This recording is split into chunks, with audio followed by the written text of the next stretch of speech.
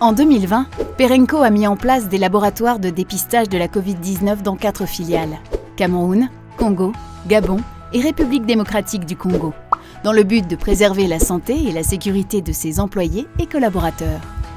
Depuis plusieurs mois, les protocoles Covid-19 sont arrêtés, mais les équipements sont toujours opérationnels.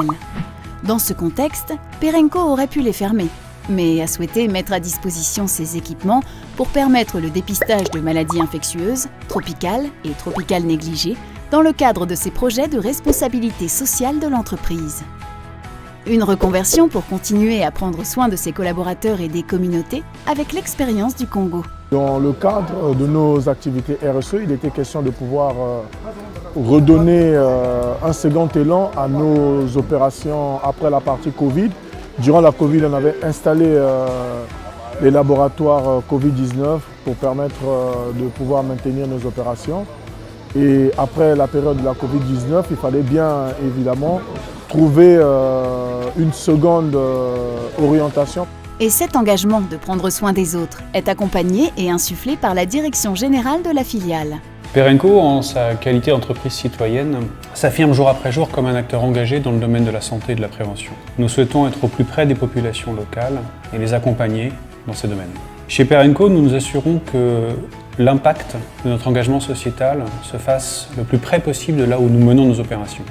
Insufflé aussi par la direction départementale de la santé qui dirige les projets, identifie les besoins et à qui Perenco apporte un support technique et logistique par ses équipements de PCR, dont la technique est la référence de dépistage de l'OMS pour un certain nombre de maladies, dont la tuberculose fait partie.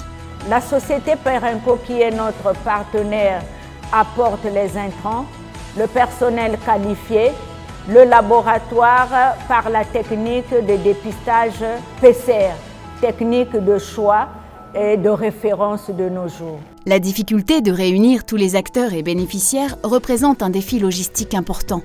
Les kits de dépistage nécessitent en effet un transfert international, dans des conditions très rigoureuses, en respectant la chaîne du froid et les exigences d'importation.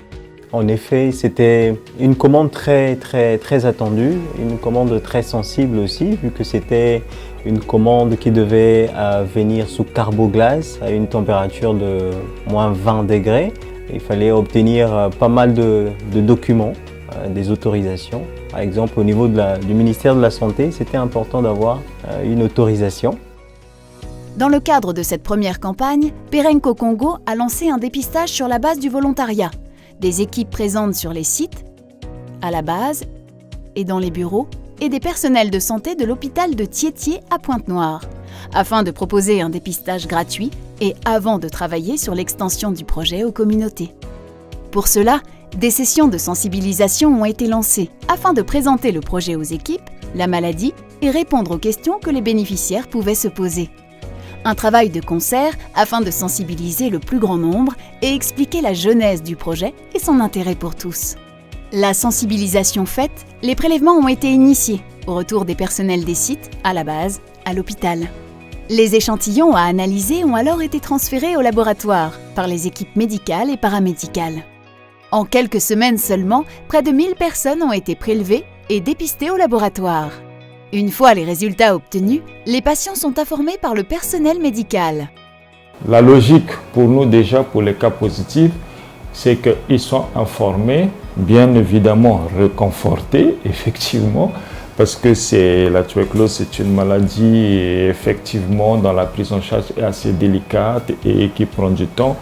Et la prise en charge des agents positifs se fera à travers les services de la direction départementale de soins et services de santé. Le traitement est gratuit. Et le traitement dure 6 mois pour la forme commune.